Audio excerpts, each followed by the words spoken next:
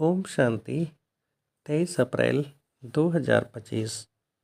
आज की मुरली। मीठे बच्चे, अब नाटक पूरा होता है, वापस घर जाना है।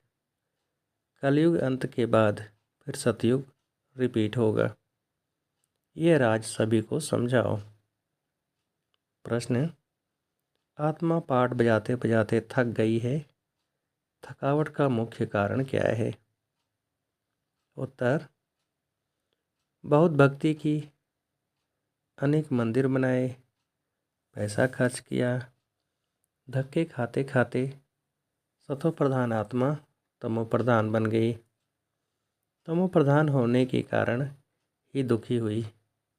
जब किसी बात से कोई तंग होता है तब थकावट होती है। अभी बाप आए हैं सब थकावट मिटाने। ओम शांति। रूहानी बाप बैठ बच्चों को समझाते हैं। उनका नाम क्या है? शिव। यहाँ जो बैठे हैं तो बच्चों को अच्छी रीति याद रहना चाहिए। इस ड्रामा में जो सबका पार्ट है वह अब पूरा होता है। नाटक जब पूरा होने पर होता है तो सभी एक्टर समझते हैं कि हमारा पार्ट अब पूरा होता है, अब जाना है घर। तुम बच्चों को भी बाप ने अभी समझ दी है। यह समझ और किसी में नहीं है। अभी तुम्हें बाप ने समझदार बनाया है। बच्चे, अब नाटक पूरा होता है। अब फिर नए सिर चक्कर शुरू होना है। नई दुनिया में सतयुग था, अभी पुरानी दुनिया में यह कलयुग का अंत है।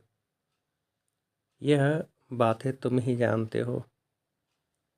जिनको बाप मिला है, नए जो आते हैं तो उनको भी यह समझाना है। अब नाटक पूरा होता है। कलयुग अंत के बाद फिर सतयुग रिपीट होना है। इतने सब जो हैं उनको वापस जाना है अपने घर। अब नाटक पूरा होता है। इससे मनुष्य समझ लेते हैं कि प्रलय होती है। अभी तुम जानते हो पुरानी दुनिया का विनाश कैसे होता है। भारत तो अविनाशी खंड है। बाप भी यहाँ ही आते हैं। बाकी और सब खंड खलास हो जाएंगे। यह ख्यालात और कोई के बुद्धि में आ नहीं सकते। बाप तुम बच्चों को समझाते हैं। अब नाटक पूरा होता है, फिर रिपीट करना है। आगे नाटक का नाम भी तुम्हारी बुद्धि में नहीं था। कहने मात्र कहते थे यह सृष्टि नाटक है जिसमें हम एक्टर्स हैं। आगे जब हम कहते थे तो शरीर को समझते थे। अब बाप कहते हैं अपने को आत्मा समझो और बाप को याद करो। अब हमको वापस घर जाना है। यह है स्वीट होम। उस निराकारी दुनिया में हम आत्माएं रहती हैं। यह ज्ञान कोई भी मनुष्य मात्र में नहीं है। अभी तुम संगम पर हो, जानते हो। अभी हमको वापस जाना है। पुरानी दुनिया खत्म हो तो भक्ति भी खत्म हो। पहले पहले कौन आते हैं, कैसे यह धर्म नंबरवार आते हैं, यह बातें कोई शास्त्रों में नहीं है। यह बाप नई बातें समझाते हैं। यह और कोई समझा न सके। बाप भी एक ही बार आकर समझाते हैं। ज्ञान सागर बाप आते ही एक बार हैं, जबकि नई दुनिया की स्थापना पुरानी दुनिया का विनाश करना है। बाप की याद के साथ यह चक्र भी बुद्धि में रहना चाहिए। अब नाटक पूरा होता है, हम जाते हैं घर। पाठ बजाते बजाते हम थक गए हैं, पैसा भी खर्च किया। भक्ति करते करते हम सतो प्रधान से तमो प्रधान बन गए हैं। दुनिया ही पुरानी हो गई है। नाटक पुराना कहेंगे? नहीं, नाटक तो कभी पुराना होता नहीं। नाटक तो नित्य नया है। ये चलता ही रहता है। बाकी दुनिया पुरानी होती है। हम एक्टर्स तमोप्रधान दुखी हो जाते हैं, थक जाते हैं। सतयुग में थोड़े ही थकेंगे। कोई बात में थकने व तंग होने की बात नहीं। यहाँ तो अनेक प्रकार की तंगी देखनी पड़ती है। तुम जानते हो यह पुरानी दुनिया खत्म होनी है। संबंधी याद कुछ भी याद नहीं आना चाहिए। एक बाप को ही याद करना चाहिए जिससे विकर्म विनाश होते हैं। विकर्म विनाश होने का और कोई उपाय नहीं है। गीता में भी मनमना भव अक्षर है, परंतु अर्थ कोई समझ न सके। बाप कहते हैं मुझे याद करो और वर्षे को याद करो। तुम विश्व के वारिस अर्थात मालिक थे, अभी तुम विश्व के वारिस बन रहे हो तो कितनी खुशी होनी चाहिए। अभी तुम कौड़ी से हीरे मिसल बन रहे हो। यहाँ तुम आए ही हो बाप से वर्षा लेने। तुम जानते हो जब कलाएं कम होती हैं तब फूलों का बगीचा मुरझा जाता है। अभी तुम बनते हो गार्डन ऑफ फ्लावर। सतयुग गार्डन है तो कैसा सुंदर है। फिर धीरे धीरे कला कम होती जाती है। 2 कला कम हुई, गार्डन मुरझा गया। अभी तो कांटों का जंगल हो गया है। अभी तुम जानते हो दुनिया को कुछ भी पता नहीं है। यह नॉलेज तुमको मिल रही है। यह है नई दुनिया के लिए नई नॉलेज। नई दुनिया स्थापन होती है, करने वाला है बाप। सृष्टि का रचयिता बाप है। याद भी बाप को ही करते हैं कि आकर हेवन रचो, सुखधाम रचो, तो जरूर दुखधाम का विनाश होगा ना। बाबा रोज रोज समझाते रहते हैं, उसको धारण कर फिर समझाना है। पहले पहले तो मुख्य बात समझानी है, हमारा बाप कौन है जिससे वर्षा पाना है। भक्ति मार्ग में भी गॉड फादर को याद करते हैं कि हमारे दुख हरो सुख दो। तो तुम बच्चों की बुद्धि में भी स्मृति रहनी चाहिए।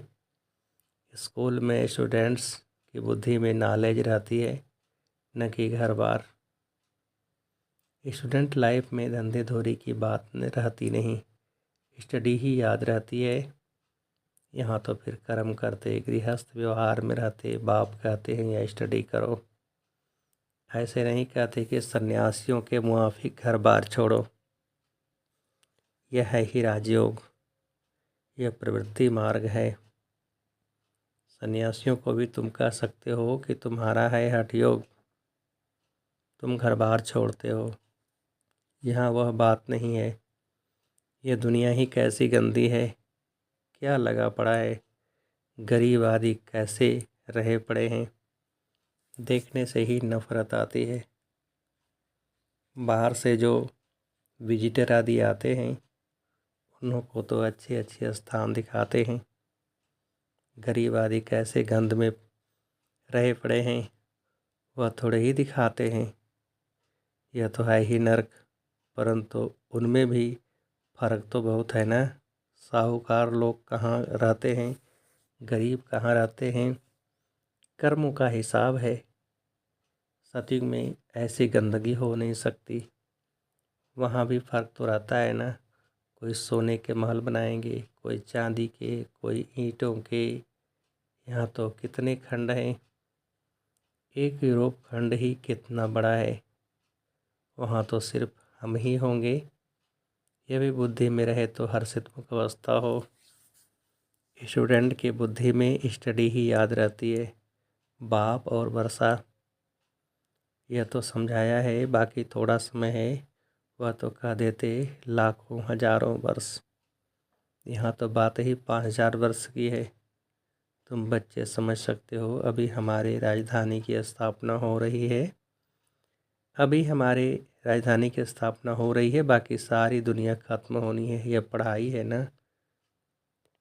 बुद्धि में यह याद रहे हम स्टूडेंट हैं, हमको भगवान पढ़ाते हैं, तो भी कितनी खुशी रहे। यह क्यों भूल जाता है। माया बड़ी प्रबल है, वो भुला देती है। स्कूल में सब स्टूडेंट्स पढ़ रहे हैं, सभी जानते हैं कि हमको भगवान पढ़ाते हैं। वहाँ तो अनेक प्रकार की विद्या सिखाई जाती है, पढ़ाई जाती है। अनेक टीचर्स होते हैं। यहाँ तो एक ही टीचर है, एक ही स्टडी है। बाकी नायब टीचर्स तो ज़रूर चाहिए। स्कूल है एक, बाकी सब ब्रांचेज हैं। पढ़ाने वाला एक बाप है। बाप आकर सभी को सुख देते हैं। तुम जानते हो, आधा कल्प हम सुखी रहेंगे, तो यह भी खुशी रहनी चाहिए। शिव बाबा हमको पढ़ाते हैं। शिव बाबा रचना रचते ही हैं स्वर्ग की।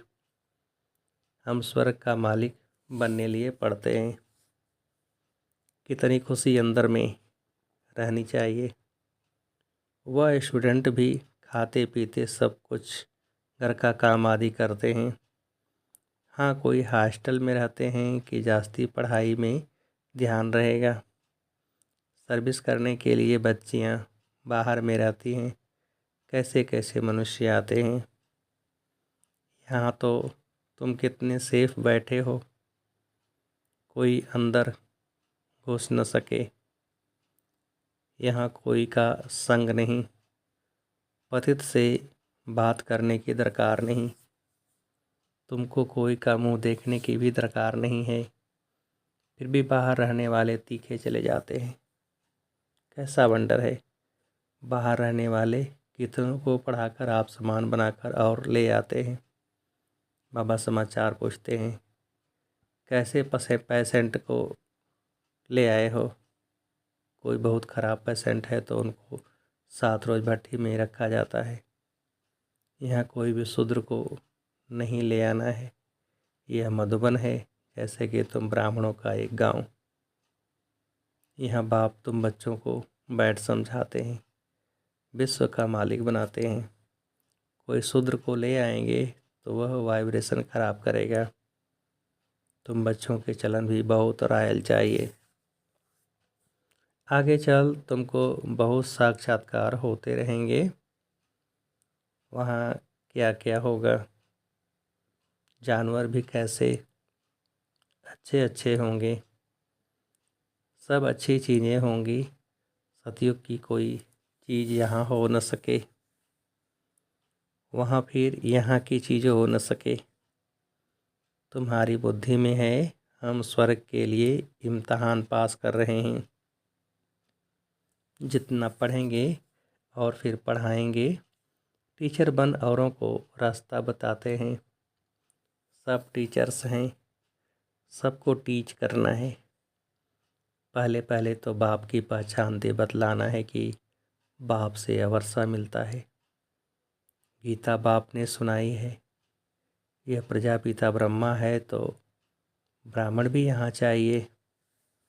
ब्रह्मा भी शिव बाबा से पढ़ते रहते हैं। तुम अभी पढ़ते हो विष्णुपुरी में जाने के लिए। यह है तुम्हारा अलौकिक घर। लौकिक, पारलौकिक और फिर अलौकिक। नई बात है ना। भक्ति मार्ग में कभी ब्रह्मा को याद नहीं करते। ब्रह्मा बाबा किसको कहने आता नहीं। शिव बाबा को याद करते हैं कि दुख से छुड़ाओ। वह है पारलौकिक बाप, यह फिर है अलौकिक। इनको तुम सूक्ष्मतन में भी देखते हो, फिर यहाँ भी देखते हो।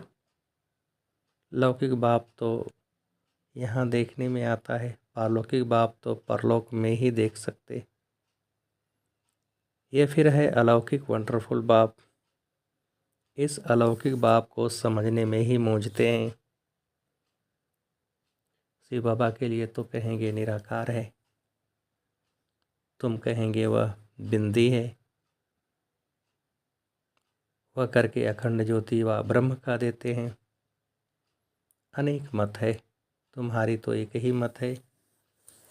एक द्वारा बाप ने मत देना शुरू की, फिर वृद्धि कितनी होती है। तो तुम बच्चों की बुद्धि में यह रहना चाहिए, हमको शिव बाबा पढ़ा रहे हैं, पतित से पावन बना रहे हैं। रावण राज्य में जरूर पतित तमो प्रधान बनना ही है। नाम ही है पतित दुनिया। सब दुखी भी हैं। तब तो बाप को याद करते हैं कि बाबा हमारे दुख दूर कर हमको सुख दो। सब बच्चों का बाप एक ही है, वह तो सबको सुख देंगे ना। नई दुनिया में तो सुख ही सुख है, बाकी सब शांति धाम में रहते हैं। ये बुद्धि में रहना चाहिए। अभी हम जाएंगे शांति धाम, जितना नज़दीक आते जाएंगे तो आज की दुनिया क्या है, कल की दुनिया क्या होगी, सब देखते रहेंगे। स्वर्ग की बादशाही नज़दीक देखते रहेंगे। तो बच्चों को मुख्य बात समझाते हैं, बुद्धि में यह याद रहे कि हम स्कूल में बैठे हैं, शिव बाबा इस रथ पर सवार हो आए हैं हमको पढ़ाने। यह भागीरथ है, बाप आएंगे भी ज़रूर एक बार। भागीरथ का नाम क्या है यह भी किसको पता नहीं। यहाँ तुम बच्चे जब बाप के सम्मुख बैठते हो तो बुद्धि में याद रहे कि बाबा आया हुआ है, हमको सृष्टि चक्र का राज बता रहे हैं। अभी नाटक पूरा होता है, अब हमको जाना है। यह बुद्धि में रखना कितना सहज है, परंतु यह भी याद कर नहीं सकते। अभी चक्र पूरा होता है, अब हमको जाना है, फिर नई दुनिया में आकर पाठ बजाना है, फिर हमारे बाद फलाने फलाने आएंगे। तुम जानते हो ये चक्र सारा कैसे फिरता है, दुनिया वृद्धि को कैसे पाती है, नई से पुरानी फिर पुरानी से नई होती है। विनाश के लिए तैयारियां भी देख रहे हो, नेचुरल कैलेमिटीज भी होनी है। इतने बाम्स बनाकर रखे हैं तो काम में तो आने हैं क्या। बाम से ही इतना काम होगा जो फिर मनुष्यों के लड़ाई की दरकार नहीं रहेगी। इतने बाम्स बनाकर रखे हैं तो काम में तो आने हैं ना। लश्कर तो फिर छोड़ते जाएंगे, बाम्स फेंकते जाएंगे, फिर इतने सब मनुष्य नौकरी से छूट जाएंगे तो भूख मरेंगे ना। ये सब होने का है, फिर सिपाही आदि क्या करेंगे। अर्थक्वेक होती रहेगी, बाम्स गिरते रहेंगे, एक दो को मारते रहेंगे, खूने ना है खेल तो होना है ना। तो यहाँ जब आकर बैठते हो तो इन बातों में रमण करना चाहिए। शांति धाम सुख धाम को याद करते रहो। दिल से पूछो हमको क्या याद पड़ता है। अगर बाप की याद नहीं है तो ज़रूर बुद्धि कहाँ भटकती है। विक्रम भी विनाश नहीं होंगे, पद भी कम हो जाएगा। अच्छा, बाप की याद नहीं ठहरती तो चक्र का सिमरण करो तो भी खुशी चढ़े। परंतु श्रीमत पर नहीं चलते, सर्विस नहीं करते तो बाप दादा के दिल पर भी नहीं चढ़ सकते। सर्विस नहीं करते तो बहुतों को तंग करते रहते हैं। कोई तो बहुतों को आप समान बनाए और बाप के पास ले आते हैं तो बाबा देखकर खुश होते हैं। अच्छा, मीठे मीठे से खेलते बच्चों प्रति माता पिता बाप दादा का याद प्यार और गुड मॉर्निंग। रूहानी बाप के रूहानी बच्चों को नमस्ते। हम रूहानी बच्चों की रूहानी बाप को नमस्ते। धारणा के लिए मुख्य सार, पहली पॉइंट, सदा हर्षित रहने के लिए बुद्धि में पढ़ाई और पढ़ाने वाले बाप की याद रहे। खाते पीते सब काम करते पढ़ाई पर पूरा ध्यान देना है। दूसरी पॉइंट, बाप दादा के दिल पर चढ़ने के लिए श्रीमत पर बहुतों को आप समान बनाने की सर्विस करनी है, किसी को भी तंग नहीं करना है। वरदान, अशरीरीपन के इंजेक्शन द्वारा मन को कंट्रोल करने वाले एकाग्रचित भव। विस्तार, जैसे आजकल अगर कोई कंट्रोल में नहीं आता है, बहुत तंग करता है, उछलता है या पागल हो जाता है तो उनको ऐसा इंजेक्शन लगा देते हैं जो वह शांत हो जाए। ऐसे अगर संकल्प शक्ति आपके कंट्रोल में नहीं आती तो अशरीरीपन का इंजेक्शन लगा दो, फिर संकल्प शक्ति व्यर्थ नहीं चलेगी, सहज एकाग्रचित हो जाएंगे। लेकिन यदि बुद्धि की लगाम बाप को देकर फिर ले लेते हो तो मन व्यर्थ की मेहनत में डाल देता है। अब व्यर्थ की मेहनत से छूट जाओ। स्लोगन, अपने पूर्वज स्वरूप को स्मृति में रख, सर्व आत्माओं पर रहम करो।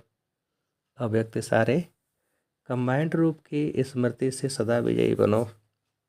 जैसे शरीर और आत्मा दोनों कंबाइंड होकर कर्म कर रही हैं, ऐसे कर्म और योग दोनों कंबाइंड हो।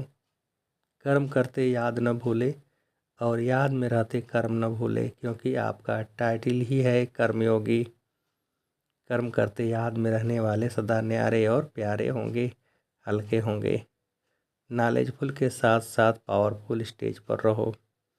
नॉलेजफुल और पावरफुल ये दोनों स्टेज कंबाइंड हो, तब स्थापना का कार्य तीव्र गति से होगा।